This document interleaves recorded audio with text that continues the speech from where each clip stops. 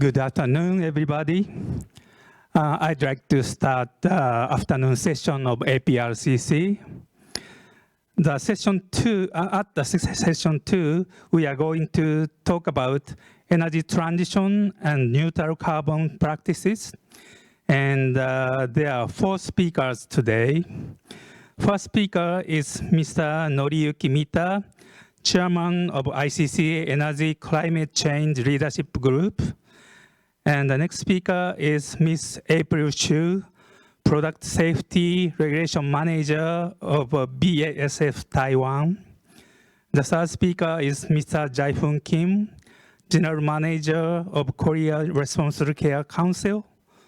And the last speaker is Mr. Hou-Kun Lee, Department Manager of Formosa Plastic Group. Now, let me start with the introduction of the first speaker.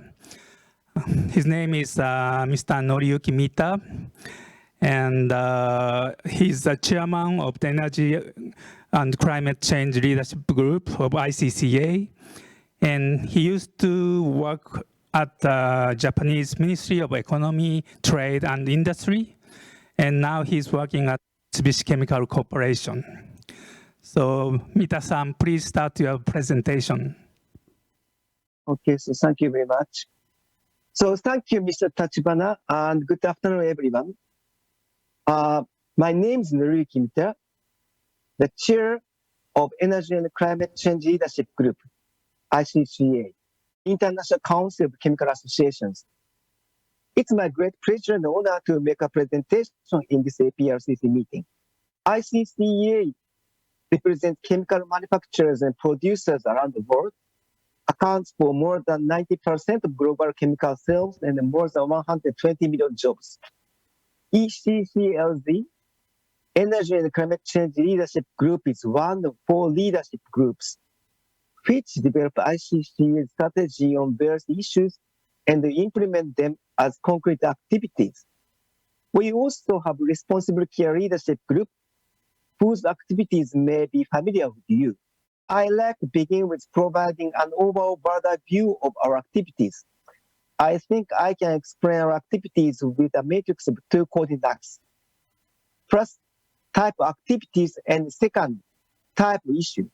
For type of activities, first, develop and promote a comprehensive chemical industry energy and climate change strategy.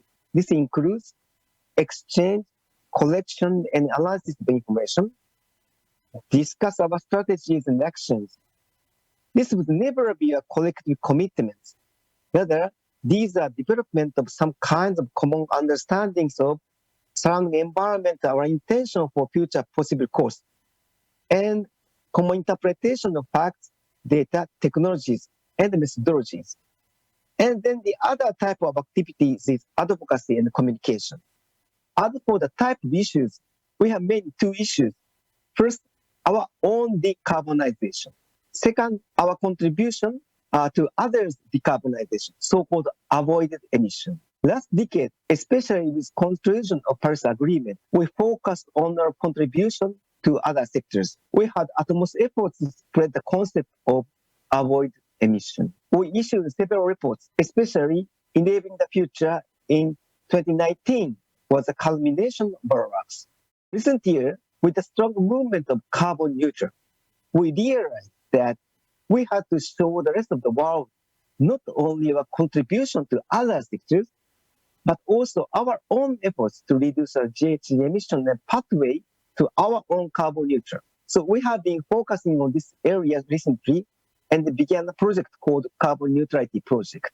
Life size assessment, LCA, is the basis for us to develop and promote these 2 strategies. It enables all stakeholders to make a science-based decision to reduce GHG emissions, considering impact throughout the entire value chain. Of course, it gives us opportunities to review our supply chain and reduce our own emissions. Also, it enables our downstream industry and consumers to select products which can contribute to their reduction. So we have been trying to promote LCA as the basis of our 2 pillars.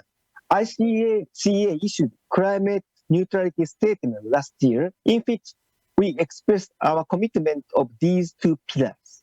In it, we clearly stated that ICCA fully supports the Paris Agreement and the ambition to achieve a climate neutral world by this century. We are committed to be part of the solution in two ways. First, by working to reduce GHG emissions associated with our own operations, and by enabling the entire value chain to reduce their own GHG footprint through energy saving and emission-reducing technologies and materials. And then we think energy is the critical key for this. Now, reducing GHG emissions with our own operations is one of our biggest goals and challenges. And we have been conducting this carbon neutral project. In this project, we are going to lay out a pathway to carbon neutral so that we can show the rest of the world that chemical industry can do. This project consists of several parts. First, we made an estimation of current GHG emissions based on production amount, taking manufacturing processes and other factors into consideration. This estimate covers 18 major chemical products. This estimate was made based upon a model using available, comparable, macro and technical data, not based on actual emission data calculated or reported from the industry. By doing so, we can avoid the problems coming from the lack of actual emission data or differences in calculation or reporting methods. Then, based on this estimate, we are going to draw up possible pathways to carbon neutral, considering future technology availability and cost assumptions. I should not be preemptive, but maybe this discussion includes first, energy efficiency, second, fuel or energy source conversion, third, new feedstock such as bio-based feedstock, recycled waste, or CO2-based feedstock. This project is ongoing and nothing is ready to be made public at this moment, but we hope to publish an interim report for COP28 next year. As for the avoided emission, we already published a study report called Enable the Future, which showcases 137 solutions chemical industry can offer in 17 technology clusters such as alternative energy generation, batteries, biodegradable products, and so on. Our products can contribute to many sectors, and this report raises 5 major sectors such as power generation and storage, industry and production, mobility and transport, nutrition and agriculture, and building and housing. So, with this report, we have explained our contribution to other sectors and societies. Although people seem to be more interested in our own efforts to carbon neutrality before. However, carbon neutral movement and developing discussion on the Scope 3 emissions through the entire value chain seem to make our downstream industries and consumers more and more conscious about avoided emission. In this on our mind, we will update this in a future report published several years ago. We were the latest development of technologies, businesses, and markets. Even technology are the same. The way of utilization in other sectors may have developed or changed with the changes of the market. Also, we may include our contribution to adaptation. Since COP27 and 28 will be held in different countries who want to accelerate the adaptation agenda. First, to realize our two goals, reducing our own GHG emissions and contributing to other sectors' reduction. LCA, life cycle assessment, plays a critical role. It provides a basis for a science-based decision to reduce GHG emissions, considering impact throughout the entire value chain. This illustrates the life cycle of our products. And first of all, LCA enables us to reduce our own emissions more effectively by finding our choke points, improving process, and restructuring our supply chain. Also, in providing value, in providing our products with lower carbon footprint to our customers. Accurate science-based information enables our customers to understand such value, lower carbon footprint. More importantly, it enables our customers select, choose, procure such products, and share such costs. In return, we can continue to provide such value-added products, which may be expensive. This can be true also for products which can contribute to emission reduction of downstream industries, avoided emission. If both industries collaborate and share LCA method, such contribution can be embodied in reduction efforts of downstream industry. In such ways as design and procurement strategy, LCA standards and tools of downstream industry. Our products may contribute to the emission reduction of consumers, customers of downstream industry. Typical example is materials with better thermal insulation ability for buildings. Here, this is not contribution to the reduction of the housing or building sector, but this contributes a reduction of the user of the buildings. Also, chemical industry can provide material for reduction of scope 3 downstream emission at end of life stage, such as material made of recycled waste plastic, biofeedstock, or carbon-based feedstock. In these cases, our downstream industry can sell such reduction to their customers or consumers.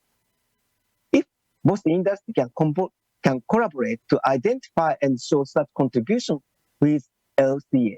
Actually, I joined the side event in COP27 2 weeks ago, in which people discussed about LCA and the carbon footprint disclosure in housing and construction industry.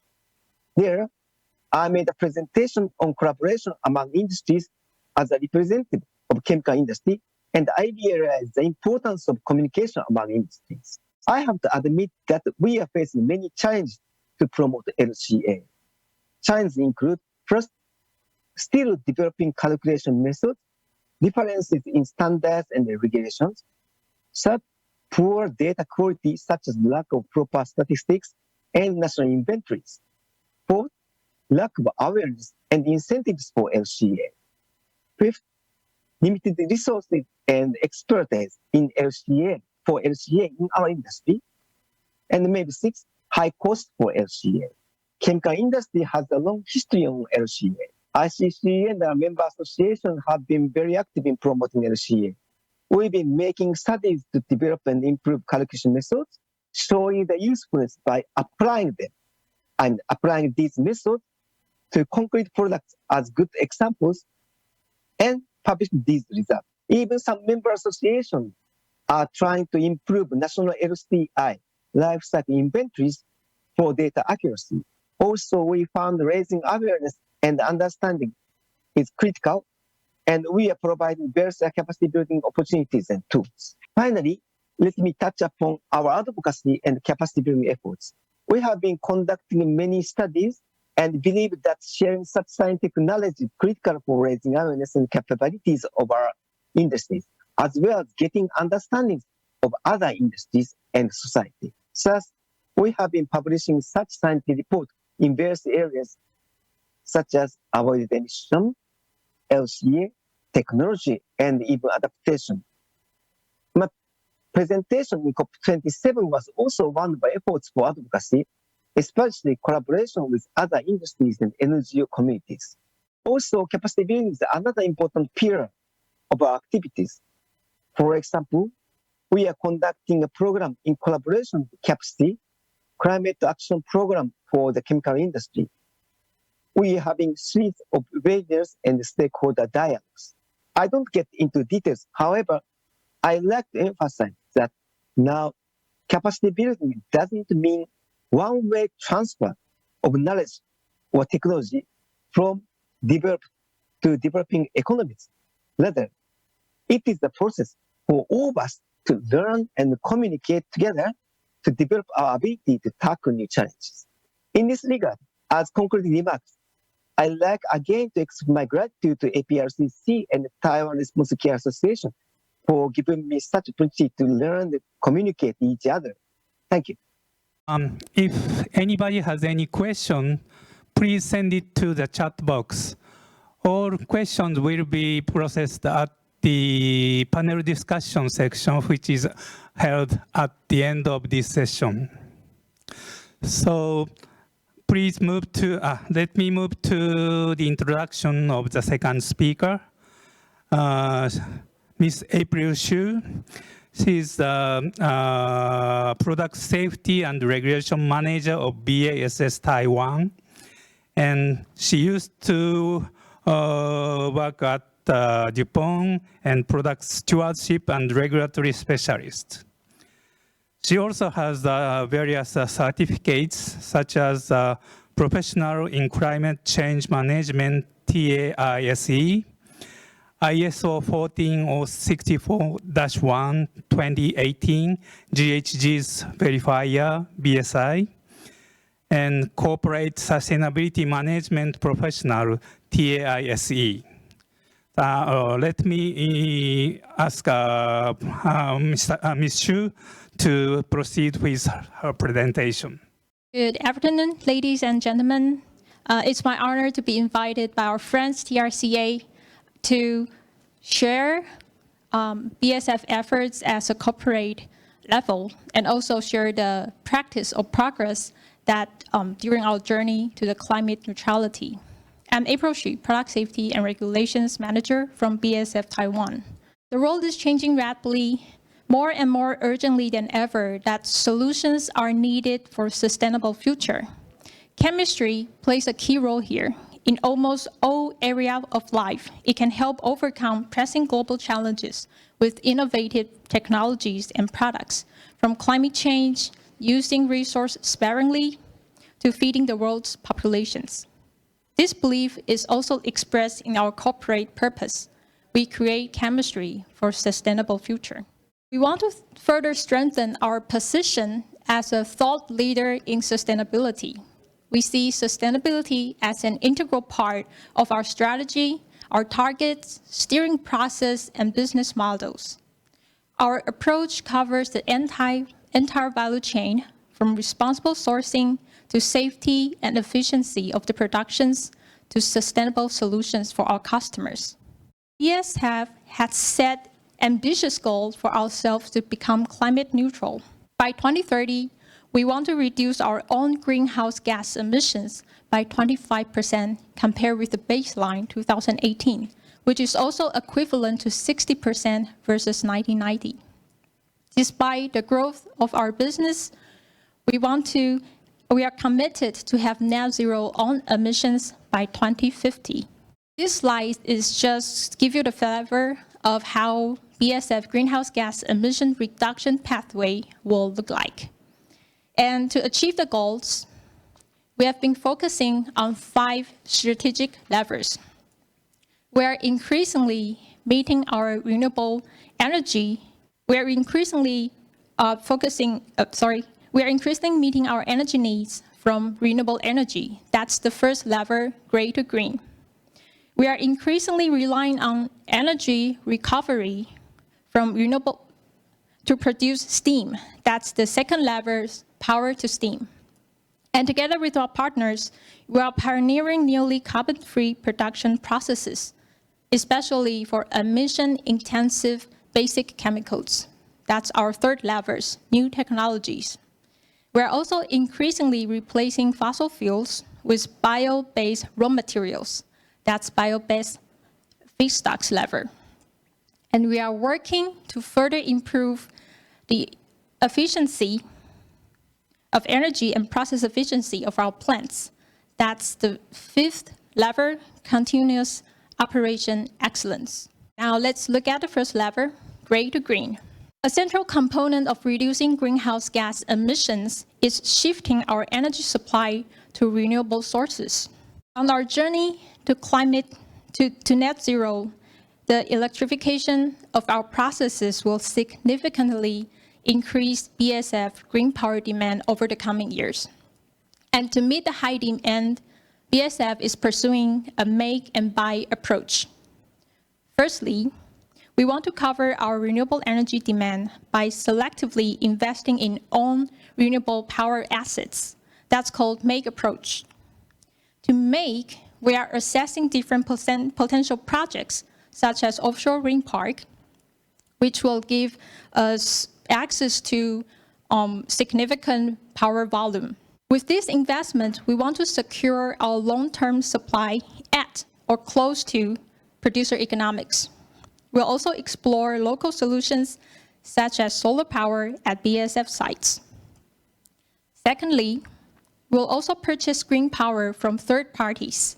This is called buy approach.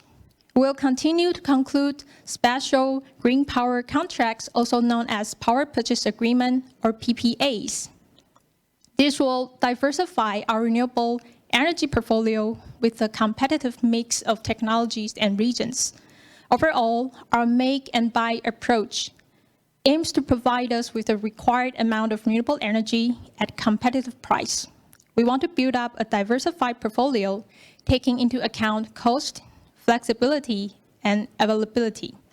Now, here are some examples of different projects that BASF have been working on. If we start from the top left, Hollandse Kust Cells, which we acquired a share last year. This is going to be the world's largest offshore wind park with 140 turbines and a total capacity of 1.5 gigawatts. Although it's still under construction, the first power is already flowing. And targeted in 2023, this largest subsidy-free offshore wind park in the world will start the operations. In addition to that, we've also been advocating for additional offshore wind farm at German North Sea because we already see the high demand in the near future. And besides the wind power, we're also investing solar power. At BASF's Schwarzheide sites, we plan to build up a solar park with 24 megawatts. So this will contribute to 10% of the energy needs of Schwarzheide sites with renewable energy. Besides that, we're also having buy approach. BASF has actually concluded 2 long-term 25-year power purchase agreement with ENGIE and Ørsted. The renewable energy will be supplied from Spain and Germany, respectively. At a global scale, a couple months ago in the United States, we've also announced a 250 megawatts power purchase agreement that will supply more than 20 US sites with renewable energy, including wind and solar power. As for Asia, we're also having projects that give us access to 400 megawatts of renewable power in China. From these examples, you can imagine to fulfill our demand in the future for renewable energy, we will certainly need more projects and more access to renewable assets. Now let's take a look at the other 2 levers, power to steam and new technologies. At the left-hand side, it is the current setup that how we generate steam in most of our sites. One way is to operate cogen power plants, which combine the production of electricity and the production of steam. And the other way is using steam boilers. Both of the systems are utilizing fossil fuels, which emits large amount of CO2. But in the future, we can use e-boilers using electricity to generate steam. We can also use heat pumps that not only use electricity, but also make good use of the waste heat. We can also reduce the steam consumption by replacing steam turbines with e-drives, which is an electric motors that allow us to replace steam directly with electricity. Let's take a closer look at the heat pump. In many cases, we generate lots of waste heat that is not further used. And we also need cooling water and air cooler to get rid of those heat. But if we look at the potential of those waste heat and the new idea of reusing those waste heat by lifting the temperature with renewable energy and then feed them back to the sites with the form of steam. The new design and the use of the waste heat and changes to operation of the steam network could avoid 160,000 tons of CO2 emissions every year. And we could also reduce the consumption of cooling water by more than 20 million cubic meters. Therefore, the heat pumps here are very useful that can save us huge amount of energy and water. And in this example, fossil energy is not needed. According to the JRC study, 10 basic chemicals such as hydrogen or methanol are responsible for 70% of greenhouse gas emission of the chemical industry, at least in Europe, and more than 20,000 chemicals in the value chain account for the rest of 30%. This simplifies our questions or problems a little bit because it means there's a limited number of the production processes that are responsible for the majority of greenhouse gas emissions. This is also why our study research is focusing on basic chemicals. For new CO2-free technologies, our strategies include the avoiding of formation of CO2 by either electrification, switching to emission-free fuels like hydrogen, or find alternative CO2-free processes for the productions. And only when the avoidance is not possible, we'll further look into other pillars to isolate or valorize the CO2, like carbon capture, utilize them through CCU technologies, or you just store them using CCS technology. Now let's look at one specific project in our carbon management R&D program, methane pyrolysis. Here, natural gas or biomethane is decomposed into hydrogen and solid carbon, not carbon dioxide. The process is run at 1,400 Celsius degree, which requires around 80% less electricity than water electrolysis, and is virtually carbon-free if renewable energy is used. And to test, after extensive groundwork, we also started up a test plan for methane pyrolysis at Ludwigshafen sites in 2021. This is still in research, but it will give us insights into the new heating concept and also has the potential to produce hydrogen, much less electricity than water electrolysis. Here's another project, electrification of steam cracker furnace. In the chemical industry, fossil fuels represents the largest sources of CO2 because chemistry requires energy. We use this plant to split the petroleum into olefins and aromatics at 850 Celsius degree, which is normally achieved by burning natural gas. The fundamental new heating concept is based on electric resistant heating and the use of renewable energy that could eliminate up to 90% of process-related emissions in the future. To pilot the concept, BASF has cooperated with SABIC and Linde, and we have started the construction of the world's first demonstration plant for large-scale electrically heated steam cracker furnaces. In addition to new low-carbon production processes, we are also investigating the use of innovative carbon storage method. At Antwerp site in Belgium, BASF is planning to invest one of the largest carbon capture and storage projects under the North Sea together with our consortium member. The project can potentially avoid more than 1 million metric tons of CO2 every year from the production of basic chemicals. The final investment decision will be targeted in 2023, depending on the public funding granted. Circularity is a particular focus in continued development of our product portfolio. This enables us to help our customers achieve their sustainability goal while improving the resources and the carbon footprint of our products. To reduce the use of fossil fuels, we are using alternative raw materials to produce products in a more sustainable way. It includes the use of renewable feedstock and recycled feedstock. Renewable feedstock is mainly based on vegetable oils, fats, grains, sugar, and wood. For example, we use renewable resources to produce ingredients for the detergent and cleaner industry, and also to source natural active ingredients for cosmetics products. We also use renewable feedstocks such as biomethane, bio-naphtha as an alternative of fossil resources. The mass balance approach allows us to allocate the amount of renewable resources used to a wide variety of the end products. On the other hand, recycling is getting more and more attention. Or a focal point of our activities here is called ChemCycling, chemically recycling the plastic waste. This technology complements the mechanical recycling and also reduces the amount of plastic waste that is disposed of in landfill or thermally recovered. Chemical recycling breaks down the plastics into their building blocks or convert them into basic chemicals. The last section I'd like to share about is the product carbon footprints.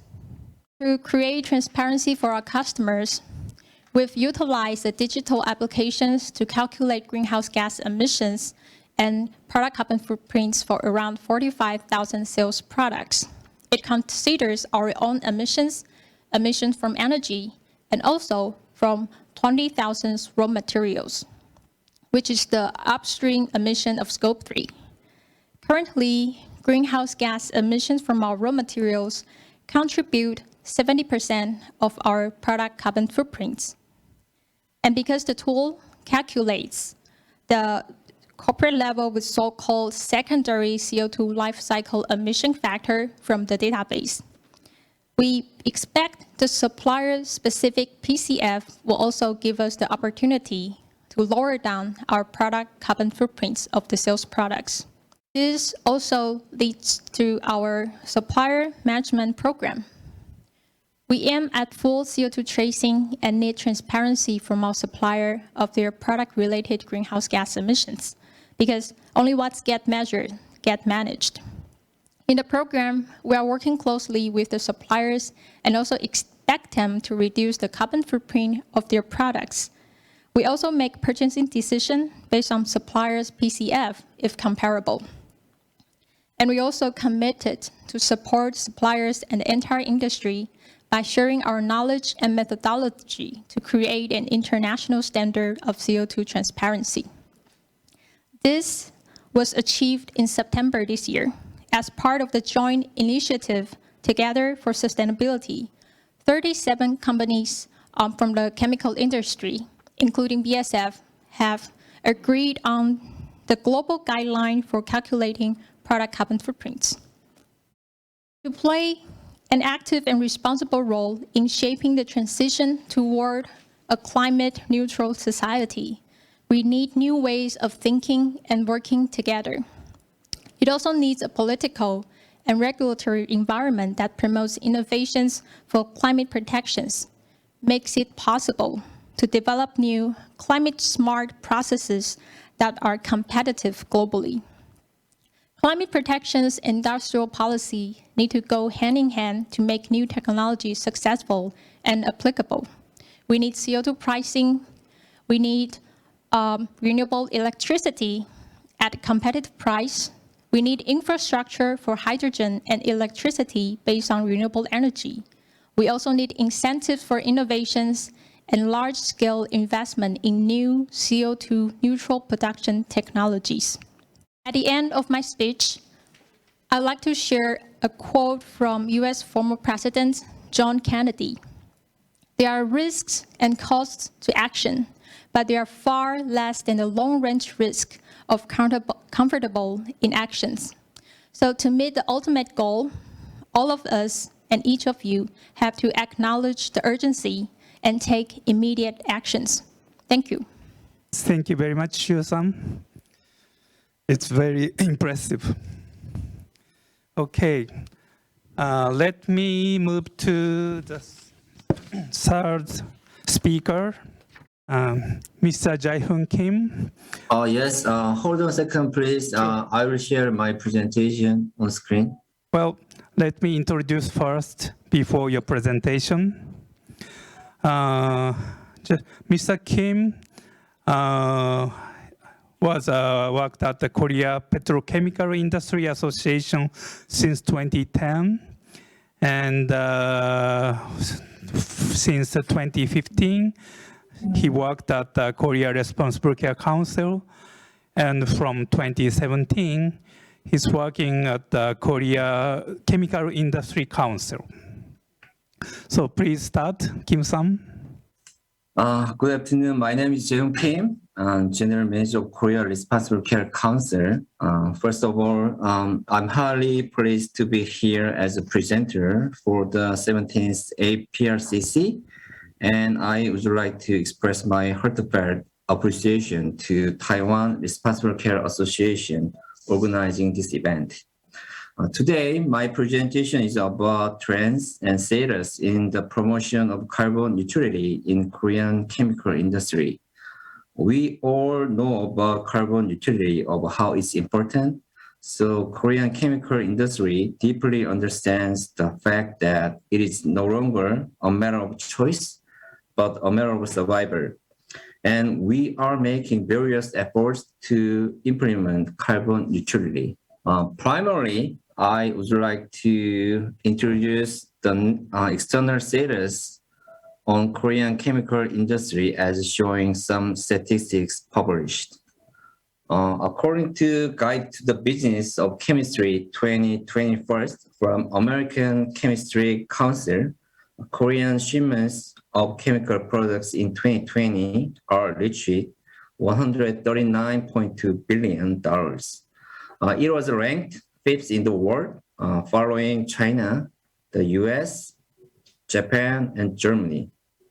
In addition, 5 Korean chemical companies are also among the world's top 100 chemical companies by ICCA consulting company. 5 companies are LGchem, Lotte Chemicals, SK Geocentric, Hana Solutions, and GS Caltex. Especially, the petrochemical industry accounts for 62% of chemical industry in terms of production, and it holds important positions in various fields from Korea economy, accounting for 6.1% of total manufacturing output, 4.2% of added value, 1.3% of employment, and 8.5% of exports. Considering the ethylene capacity, it's ranked fourth in the world with 12.7 million tons per year, following US, China, and Saudi Arabia. This slide is about our greenhouse gas emission status in Korea.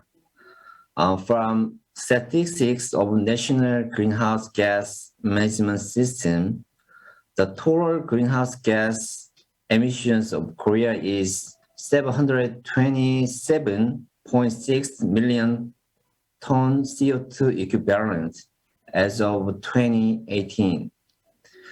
Korea's total emissions in 2017 is ranked 11th in the world after China, the US, and India, and also Korea is the 5th among the OECD member countries.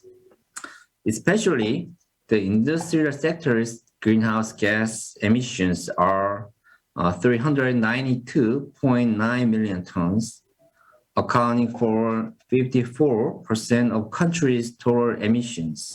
Still, petrochemical, cement, petroleum, and semiconductor and display industries account for 66% of the industrial sector's emissions. The industrial sector has been stagnant since 2015, while petrochemicals have continued to increase due to strong industrial demand of 4% per year and increased facility investment. Petrochemical emissions were 58.3 million tons, ranking second in the industrial sector after steel.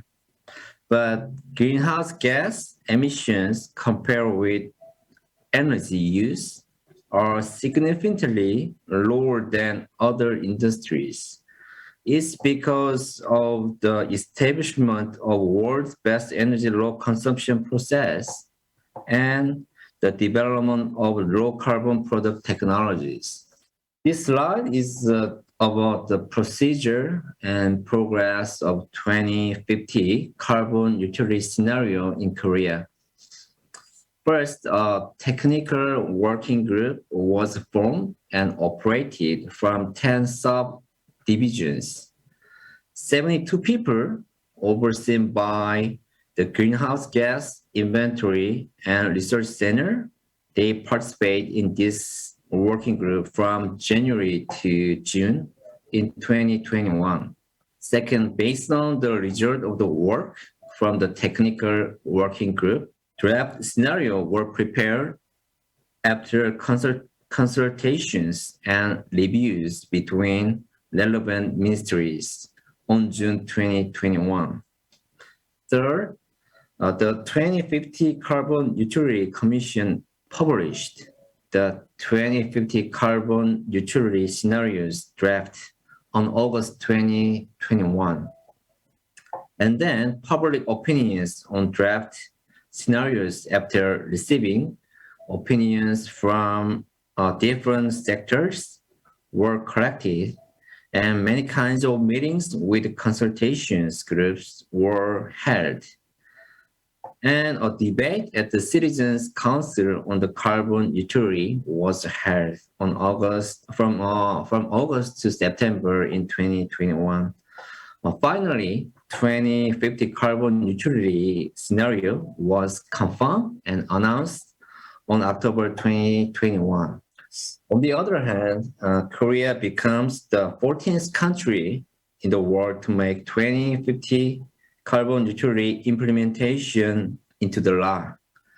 Carbon neutral green-based law provides the range of emission reduction target for 2030 to be 35% or more from 2018 level.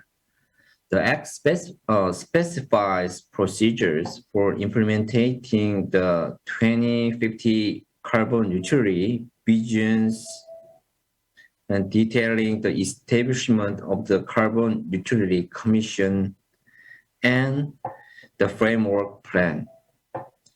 Various policy options for climate impact assessment, climate response fund, and transition are also included in this act. This is about 2030 national determined contribution reduction target and 2050 carbon neutrality scenario. Despite the country's manufacturing-oriented industry structure, the enhanced update of the first NDC in Korea is set at the most ambitious level possible to achieve the goal of carbon neutrality by 2050. It is reduced the total national greenhouse gas emissions by 40% from the 2018 level, which is 727.6 million tons CO2 equivalent by 2030. 40% reduction target is more enhanced because it is below its linear reduction pathways from 2018 to 2050. For the petrochemical industry, the target of enhanced 2030 NDC is to reduce emissions by 20.2% by promoting the utilization rate through resource circulations and feedstock conversion from the naphtha to bio-naphtha. Total amount of the emission was 46.9 million tons CO2 in 2018, and it will be 37.4 million tons CO2 after reduction. From the table on my presentation slide, we are considering three kinds of reduction measures, such as fuel conversion, feedstock conversion, and the resource circulation to achieve the reduction target. The target of 2050 carbon neutrality for both petrochemical and the refining industry is to reduce emissions by 73% through a fuel conversion and the feedstock conversion. A feedstock conversion is petroleum naphtha from petroleum naphtha to bio-naphtha, etc. Regarding 2030 NDC, government departments and related agencies are currently reviewing the reduction pathway and reduction measures and reduction potential by year based on the sector target.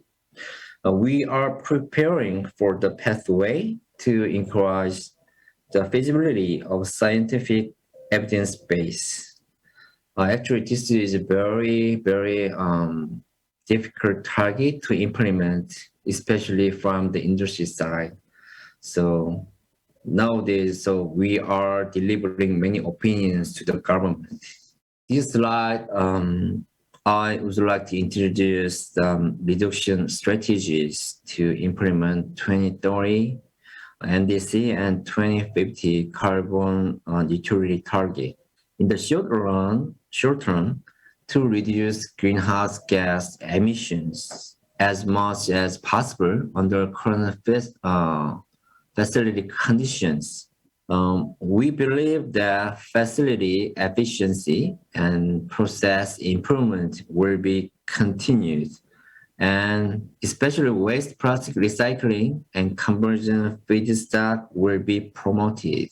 According to 2050 Net Zero report by International Energy Agency, it was to forecast that CO2 emissions of world petrochemical industry will be decreased from 130 million tons CO2 in 2020 to 120 million tons in 2030. It's about 7.7% decrease.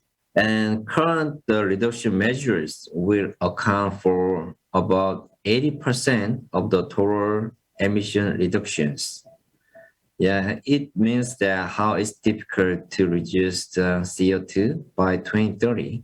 For mid and long term, it will be promoted to achieve carbon neutrality target through the replacement of the naphtha cracking standard process fuel to renewable energy and carbon capture and utilizations and storage technologies of the electrochemical conversion of process from process emissions. This is about the R&D strategies of carbon neutrality in Korea. Industrial core technologies development project by Ministry of Trade, Industry and Energy was passed on preliminary feasibility test on October 31st, 2021. 22 actually, sorry. This is a system to verify and evaluate the policy and economic feasibility of projects in which government finances are invested on a large scale in Korea. This project was set up to promote a major transformation into decarbonized industrial structure by securing core carbon neutral technologies.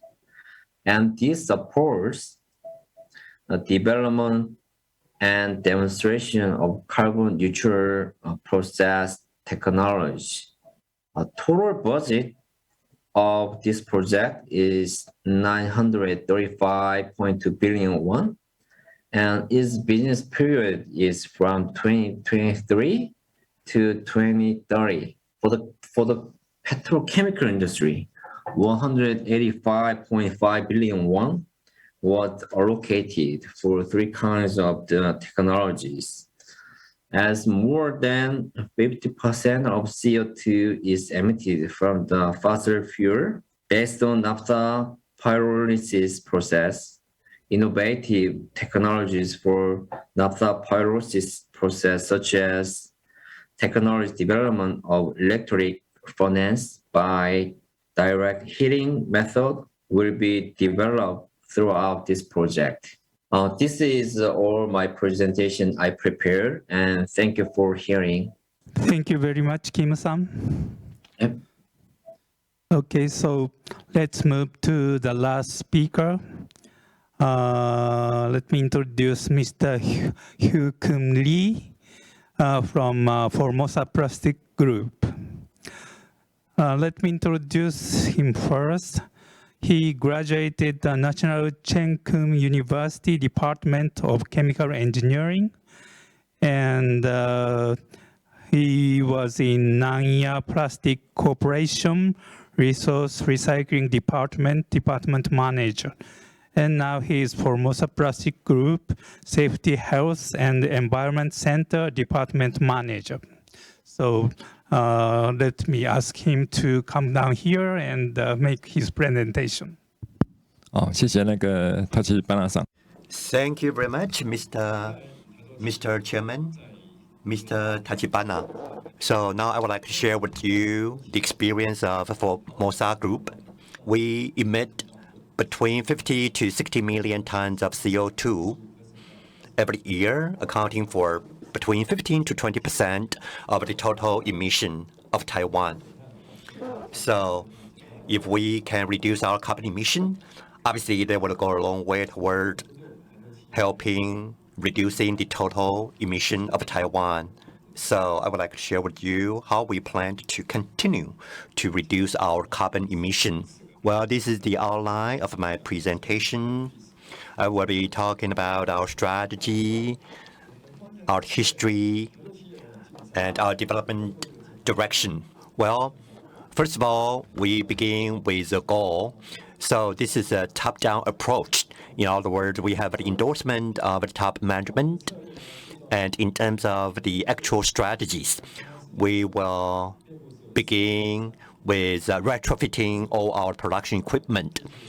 And then we will try to enhance energy efficiency aided by artificial intelligence. Once we have done that, then we will focus on developing more green products. We will then follow that up with the development of green energy. We will also be procuring renewable energy certificates. And more importantly, we need to come up with innovative technologies. For example, technologies for capturing and storing carbon. And we have proven what we have been doing are actually quite effective. So we began our effort in 2006, and the organization was led by our chairman. And we have 4 major companies in our group. And every 2 months, chairman of these 4 companies will be coming together for a meeting. And since 2012, we've also set up our ESG organization. Again, this is led by our president. In addition to technical staff, we have also gathered representatives from personnel, marketing, financial department, so that we can engage in all-out efforts to achieve sustainability goals. So this is our goal. As mentioned, in 2007, we reached the peak emission in the history of our company, accounting for 15% of total emission of Taiwan. So from that year, we use that year as our baseline year. And our long-term goal is that we will be achieving carbon neutrality by 2050. In 2007, we emitted 61 million tons, but we were able to reduce that by 15.7% by 2020. And we had our short-term goal, and that is 20% reduction as compared with 2007 by 2025. And our long-term goal, as mentioned just now, carbon neutrality by 2050. We have 4 major companies in our group. So we have adopted a strategy with 4 key elements. First of all, low carbon energy transition. For example, coal that have been used as fuel for our power generation facility will be converted to natural gas.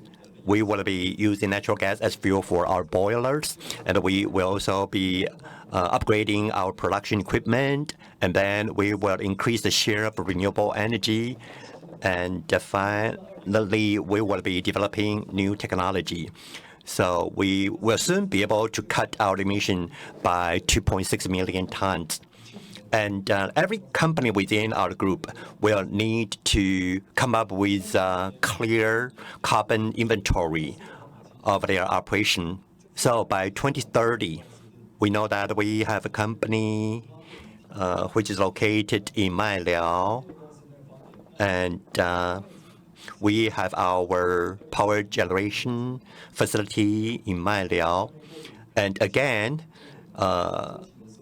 coal-fueled boilers will be converted to natural gas-fueled boilers, and we will also be upgrading our other production equipment as well as upskill our technical staff.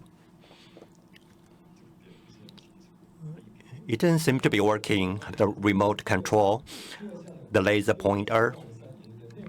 So as you can see, we have our internal carbon pricing mechanism. We know that our government is in the process of setting prices for carbon, but we have already begun our effort internally. So our price is around 1,500 New Taiwan dollars per ton. So this is our goal by 2030, and all companies within our group need to meet the goal we set for these individual companies.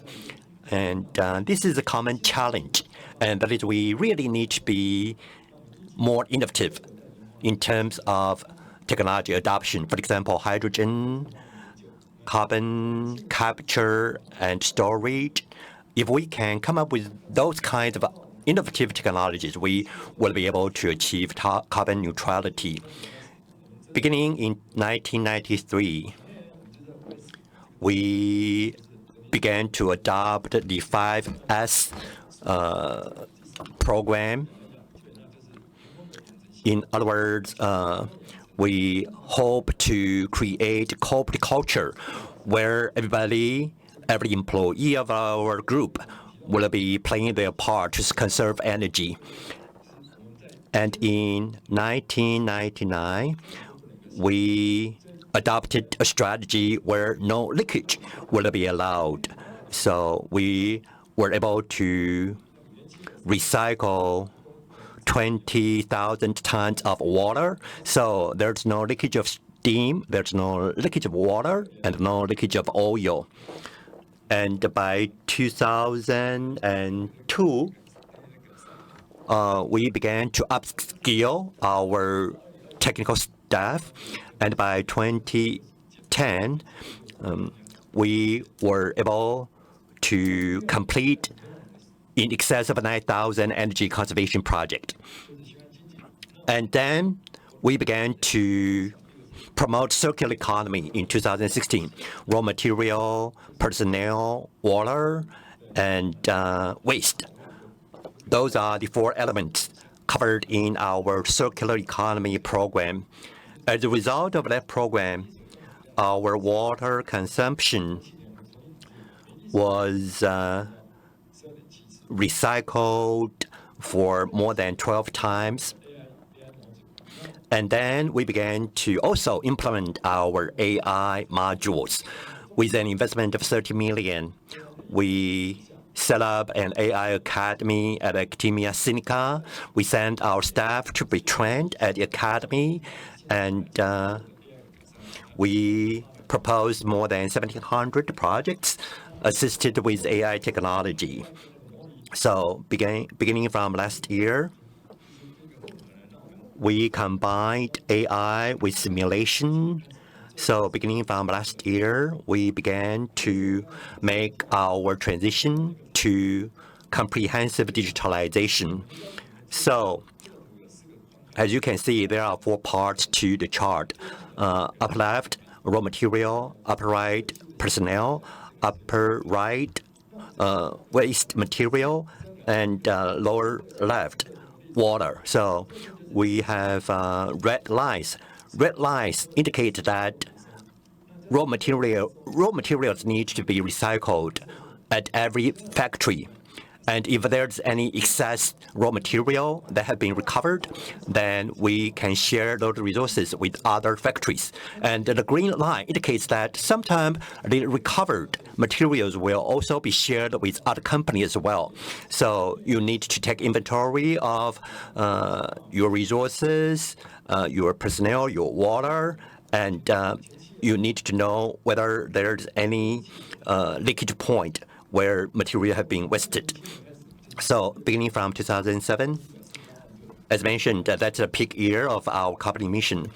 And we have been able to reduce that carbon emission since 2007 by 15.7%. This is our Mailiao facility. The green line is our production value. Sorry, the PowerPoint seems to have a life of its own. As you can see, our production value continued to climb. However, at the same time, water consumption has been decreasing. So we have been successfully decoupling water consumption and total production. And the same thing can be said about the power consumption. And now, in terms of recovering waste material, this is 2013. This is our flare of our petrochemical facility. So we know that flare is part of the process. And VOC gases typically will be burned in flare operation. And from 2013 to 2021, we were able to recover 95% of gases burned in flare. So 630,000 tons have been recovered every year. As mentioned just now, we convert coal to natural gas. So in other words, boilers which used coals have been decommissioned. And now all our boilers have been converted to be using natural gas. So that has helped us reduce carbon emission. Typically, CO2 was emitted into the atmosphere, but we tried to capture all the CO2 as a result of our production process. In addition, we know that our Mailiao is located in Yunlin County. And by working with the county government of Yunlin, we are able to turn some of the waste material into new products. And in terms of upskilling our staff, first of all, we targeted solar energy. And we have set up a total installed capacity of 52,000 ton carbon reduction. So this is the installed capacity I was mentioning. And in terms of transportation services for our employees, well, a lot of people use motorcycle as their mode of transportation. And we provide grants to help our employees to replace their old motorcycle with new and electric motorcycles. So as you can see from this chart, because we are in the petrochemical industry, and our main products actually are plastic products. This is a PET, what you see on this slide. With regard to PET bottles, again, we recycle bottles and we turn them into different raw materials such as pellets, fibers, and so on and so forth. So we have been able to produce in excess of 80,000 tons of products recycled from PET bottles. In terms of ocean waste, previously we tried to recover ocean waste to serve as raw material for the manufacturing of fibers. But now we want to do even more. And in terms of new energy technology, well, we have set up a new subsidiary specialized in the manufacturing of battery packs. So we are able to increase the local content of our battery packs to 70%.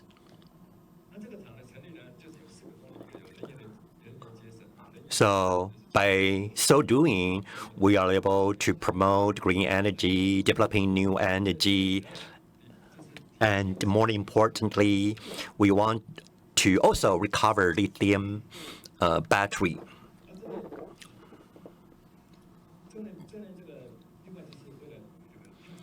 So in terms of CCUS, well, obviously, this is new technology. We have been working with Academia Sinica and Cheng Kung University. We set up a pilot project that has been completed in June of this year.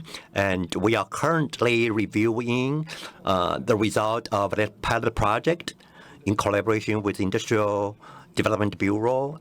In addition to carbon capture, we also want to develop technologies for storing carbon, because we don't have our own oil field, so there's no ready site for storing carbon. So we're currently still studying options for discovering sites for storing carbon. And within our group, we are also very active in combating climate change. We are regarded as an industrial leader. So in international competitions, BASF is also regarded as an industrial leader, and Formosa Plastic Group is widely recognized as an industrial leader as well. And so we are also very active in effectively managing our water resources. In addition, with all the projects that I have been introducing to you, we have been seeking international certification at Nanya. We have been certified already, and an additional 6 companies within our group will also be expecting CDP certification by the end of the year. So in addition to new and innovative technologies, we believe we need to begin with recycling of waste material. So circular economy is definitely a goal, but we need to have the full endorsement of our top management. We will also be working with our government so that we can achieve carbon neutrality by 2050. Thank you. Thank you very much, Lee-san. Okay, now we completed all the speakers. The first speaker, Mita-san, explained the various activities and initiatives which ENCC leadership group of ICCA did. And LCA is a critical key to make a scientific-based decision to reduce GHG emissions, considering impact throughout the entire value chain. ENCC also collaborates with KRCC to accelerate decarbonization in developing countries. Ms. Xu explained BASF's progressive approach to carbon neutrality that includes gray to green, power to steam, new technologies, bio-based feedstocks, and continuous operating expenses. Kim-san explained the Korean chemical industry's approaches to carbon neutrality by utilizing fuel conversion, feedstock conversion, and resource circulation. He also mentioned the efforts of other Korean industries. And Lee-san explained the Formosa Group's history and strategic approach to carbon neutral by 2050 of 4 group companies of Formosa Plastic. Okay, so let me invite 2 local speakers and 2 remote speakers to the panel discussion. And please wait for a couple minutes for our preparation. Okay, so I'd like to start with the question to Kim-san, which has been sent before the session. And the question is, so far, Korean government publishes LCI database for many materials and which are using as a Korean market benchmark data. But most of data has been developed early 2000s and probably some gap with current values. Any plan to update the latest version to reflect current sustainability energy sources? All right. Actually, I'm not the right person to answer this question. It's because our government departments, like Ministry of Environment, they are currently doing this project, updating LCI database. What I know, they are already secured the budget and have the plan to update LCI from 2020 to 2025 with selected items. And also, they also have some plan to update the latest version to reflect the current sustainability energy sources. So what I know, they have a plan. Yeah. Is that enough answer? Or okay, well, if it's not sufficient, please send the chat additional question to the chat. Okay. The next question came to Mita-san regarding about sharing LCA information or method. Do you mean the whole LCA report? If that is the case, how to protect the company confidential data, such as materials and production processes? Thank you very much for the question. Yeah, actually, first, when I talk about the collaboration between the industry association, that is sharing some kind of the thinking, understanding the LCA and also LCA methods, not the concrete information. And then, but I was saying that we think it's very important for the individual companies share the LCA information. However, what kind of the information is not still clear. As this question suggested that if we share all the information regarding which is related to the carbon footprint, maybe it will reveal for example, the company's transaction with their partners or efficiency of plants or everything. So maybe we need to limit. One way is to limit the type of information. Also, in some company want to limit the share,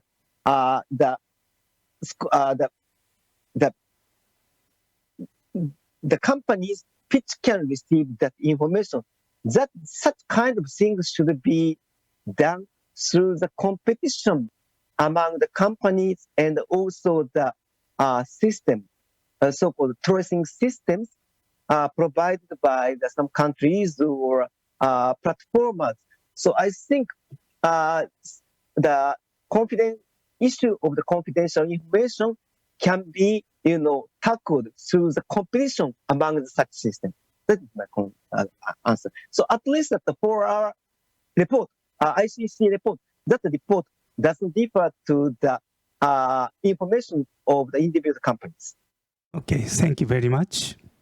Now, we don't have any more questions from the chat box, and it may be a good opportunity for both of you to ask questions to each other. So you may ask some questions to each other if you have. And do you have any question? No? If you don't have a question, I prepared a couple of questions to you. And Shu-san, is power-to-stream approach possible for SMEs? Or is BASF also consider a support program for SMEs to addition to its own carbon neutral approach? Okay, thank you for the questions. Basically, BASF is pursuing make and buy approach. And as you could see, to make, it needs lots of capitals of the investment. And currently, as far as we know, we could say BASF is quite kind of a front runner, especially for the emission-intensive industry to invest our own assets. But for this part, it's because BASF is really a huge corporation, I would say. And because we want to secure our long-term supply at a competitive price. So we have the make and buy approach. But for SME, well, I think most of the cases we hear here is the buy approach. Because like, for example, in Taiwan, we do have the industry for generated and sells the renewable energy or power. But so for that part, I would say for SME, probably the better way or solutions more directly is to through the buy approach instead of really invest lots of the capitals on building their own assets. Thank you very much. Next question is Lee-san. How does AI or DX ties into carbon neutrality? I couldn't understand very well about your explanation. So could you explain a bit more? OK， 谢谢。 Thank you very much for the question. I mentioned AI because currently there are some carbon capture technology are still immature, and then it will cost a lot of money. However, before we actually achieve the development of this technology, we need to be able to increase the efficiency of our processes. Therefore, in order to increase the efficiency of our processes, this is where AI actually come into play.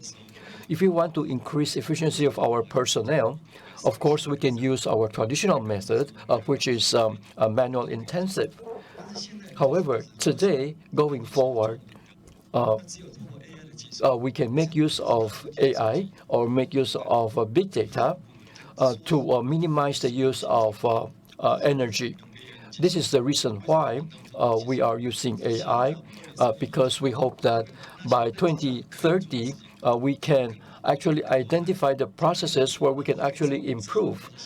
And therefore, by the year 2030, if there are already new technologies available in carbon capture, then we will be able to deploy those technology very rapidly. In other words, AI actually will help us in the preparation phase for 2030. Did you come up with any question or no question? If you don't have any other question, then let me ask a question to Mita-san. Can I get advice on how to aggregate and reduce GHG emissions? Yeah. So this is very big question, and you mean that is that mean that aggregate is the calculation or way of calculation, or you mean that how to reduce the emission itself? Calculation. Okay. So, yeah, exactly this is the issue of the tracing. Of course, most of the companies can calculate the scope 1 emission very easily. And also for the scope 2 emission, most of the case, most of the countries have some kind of the inventory and also some kind of the intensity or other type of the matrix or numbers for the calculation. So if you know the consumption of the energy, you can calculate the scope 2 easily. So issue is, I think, the scope 3 upstream. I think someone already mentioned that. And so tracing mechanism is very important.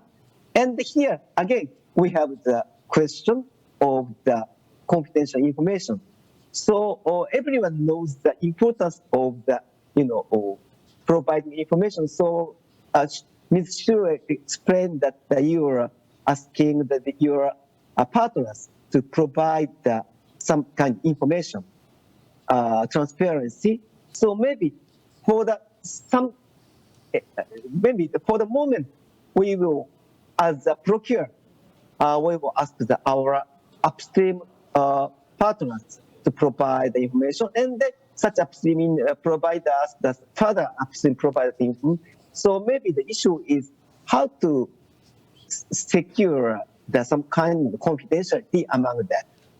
And also, second is how do we utilize the digital technology? And exactly that, I think that Mr. Lee mentioned about the AI, and also the AI or other type of the digital technology can be used to decrease the burden for the collecting and calculating such issues. And sometimes maybe technologies such as some technologies can ease the issue of the confidentiality. For example, if you use a blockchain, maybe we may do something. So I think first that we may discuss kind of issues through direct our procurement strategy, but in the future maybe we can include some kind of the digital technology to create some kind of the intra-company system. Thank you. Okay. I have one more question to you. Yes. Is it difficult to conduct a life cycle assessment unless you are an expert? And are there any references that should be consulted for a non-specialist to conduct the LCA? I think most of the companies are facing this problem, especially in the Europe. I mean, BASF is directly facing the tightening regulation by the European Commission. And now I think the European companies must provide the product environment treatment for each product. So they have to show such footprint for a BASF case, more than 45,000 items. So maybe that several years ago, calculating LCA was an issue of specialists. But now issue became our education of the everyone. So we need to provide some kind of tools with which the ordinary employees can calculate the LCAs. And also we need to provide more opportunities for them to learn about LCA. So my answer is now that the LCA calculation should not be done only by the expert. It should be done by all the employees. And any references you recommend? Oh, so now I think even so as for the ICCA, maybe that I'm only watching the development in each country. As a man of a company, we are exactly struggling such kind of issues. So, for example, that we provided the training opportunities for the employees in my division. So still, we don't have right answers. So graduate efforts. So first, somehow to have some expert and then educate others are important. Okay, thank you very much. Okay. There is no additional question to the chat box, so let's move to the next question. This question is for all of you, but especially for the company side. And in the case of chemical industry, fossil fuels are used not only as energy raw materials, but also as product raw materials. Therefore, recycling of raw materials or conversion to carbon sources other than fossil fuels seems inevitable in order to achieve carbon neutrality that takes into account the entire product life cycle. And considering that it takes 10,000 to 100,000 years to be converted to oil and coal, a very high recycling rate is necessary to secure the carbon source needed when we rely on biotechnological carbon fixation. Therefore, the use of carbon sources other than fossil fuels or biomass is essential. And this is a challenge that only the chemical industry can solve. Does your company or your members have any publicity available efforts to address this issue at this time? This may be too early to ask this question at this moment, but this is probably the most important task for chemical industry. So I'd like to ask this question to all of you. And probably the company side, it's relatively easy to answer. So I'd like to start with Shu-san to answer this question. Yep. Thank you for the questions. And yeah, we all understand now the resource is getting scarcer and scarcer, and it's not sustainable. So one of the important field that BASF has investing or dedicating into for many years is the circularity. So as mentioned, we have two main parts of the circularity to contribute to the circularity. One is using the biomass or renewable resources. So actually BASF is trying to increase the amount to purchase the biomass such as biomethane, bio-naphtha with certificates, because we want to make sure that we purchase those biomass is not harming any environment of the society. For example, some people might ask or challenge, what about the food safety?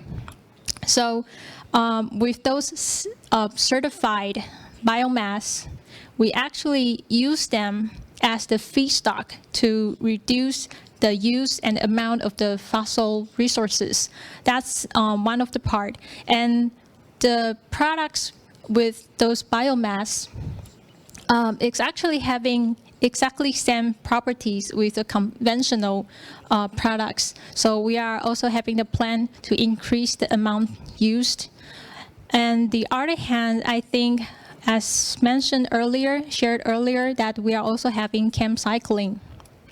Because nowadays, in globally, we have 250 million tons of the plastic waste are thrown away, and only 20% of them are recycled. And more mature process is using the mechanical process to recycle, like PET bottles, those single stream plastic waste. So BASF also devoting into technologies called chem cycling, that we break down the plastics into building blocks, and also making the pyrolysis oil that we could again put them back to the sites and produce the products in the more sustainable way. Yeah. Thank you very much. How about Formosa's case? Thank you so much. Well, we have very similar experience, just like what I have in BASF. For example, within our group, we will focus on making SF out of garbage. In other words, we don't want to send garbage to landfill or incinerator. Rather, we want to recover raw materials from waste material. So our SF can be created out of bio-based waste material. If we can do that, then we can reduce the use of fossil fuel. In addition, for example, PET or nylon or PE, these are all commodity plastics, and we are actually recovering and recycling those waste plastics.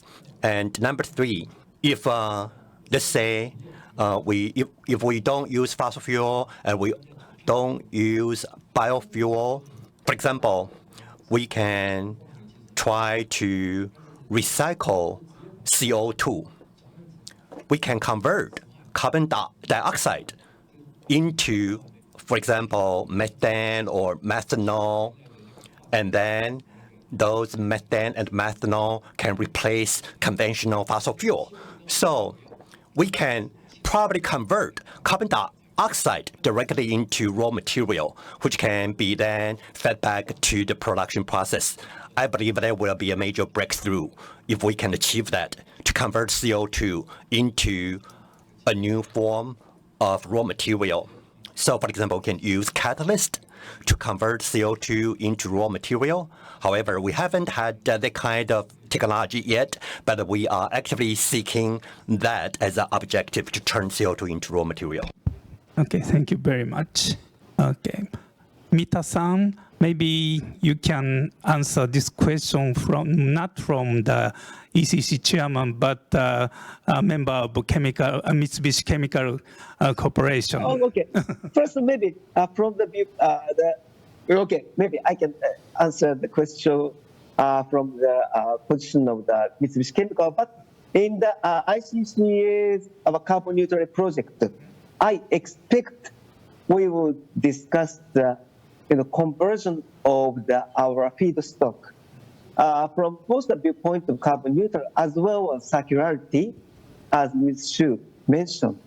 And then for the conversion of the materials, yes, the bio-based feedstock, and also the recycled plastic waste. Those two are the main sources that we think. And maybe in the future, we can think of the way to utilize the CO2, as Mr. Lee mentioned. There are many ways. Still, most of them are under the developing, research and developing.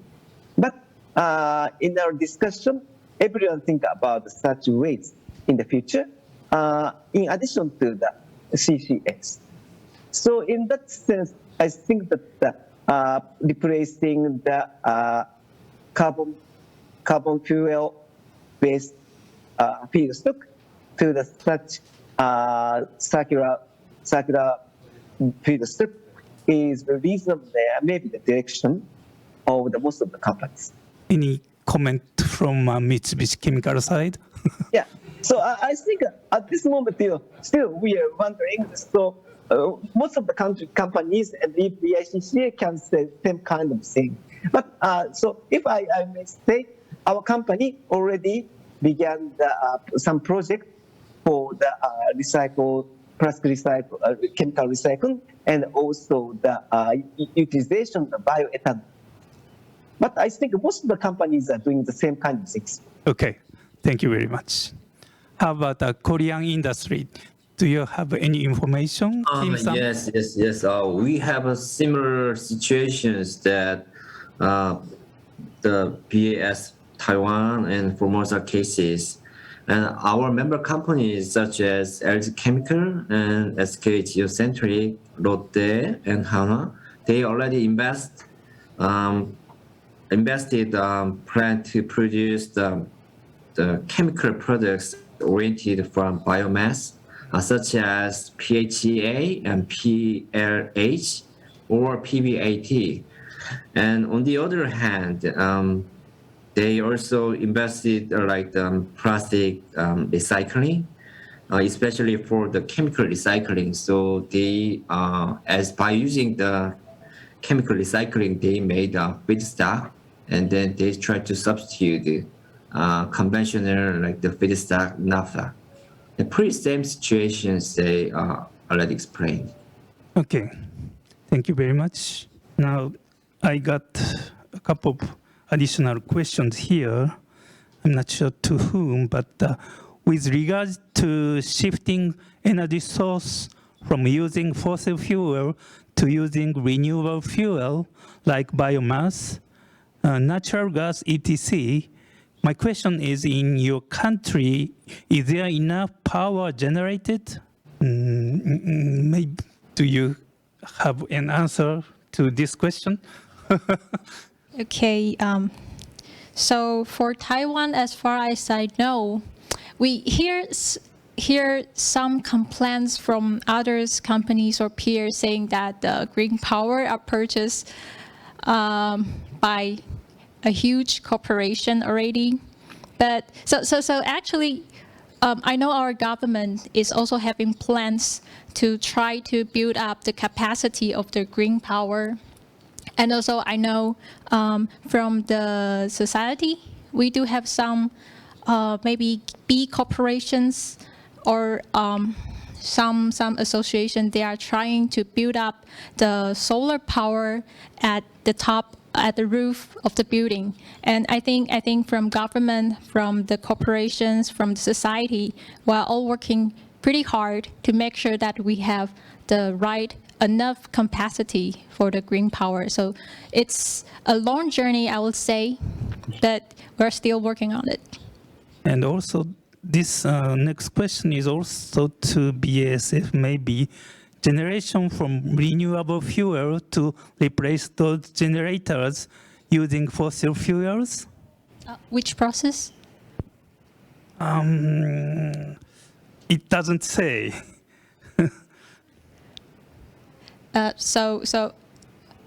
Can you repeat the Yeah, question? generation from renewable fuel to replace those generators using fossil fuels? Sorry, so what's the questions? Sorry about that. Generator? Generation from renewable fuel to replace those generators using fossil fuels? You mean The oil. replacing the fossil resources with recycled feedstocks or renewable feedstocks? Renewable feedstocks. Yeah, renewable feedstocks. Well, I'm not sure if I catch the questions. Okay, additional comment here. This is the additional comment to the first question. So first question is with regard to the shifting energy source from using fossil fuel to using renewable fuel like biomass, renewable gas, etc. My question is, in your country, is there enough power generations from renewable fuel to replace those generators using fossil fuels? Doesn't it make sense? It doesn't sound to make sense. Actually, one of the possible interpretation is that instead of purchasing the electricity or making electricity from the solar or the windmill, are you going to use the biomass fuel instead of fossil fuel while keeping the same combustion or boiler? Maybe that is one possible interpretation. Have answer for that? Well, not quite sure if I am the right person to answer these questions, but from my personal point of view, I think currently the bioresources are still very scarce and priceless, I would say. because even though we are, as BASF is putting those renewable feedstocks to replace the fossil feedstocks, the percentage now is only around 5 to 6%, I would say. So still a long journey to go, but I would not say it's a good way to use biomass to generate power at this moment, because most of us, the priority will be building up like wind power, solar power, and also others innovative and like thermal power, I would say. Yeah. So I think at this moment we won't consider using biomass to generate power. Okay, thank you very much. Now, unfortunately, we ran out of our session time, so I'd like to finish this session at this point. So thank you very much for all of you cooperating with this session, and thank you for all the participants to send us questions. Thank you very much.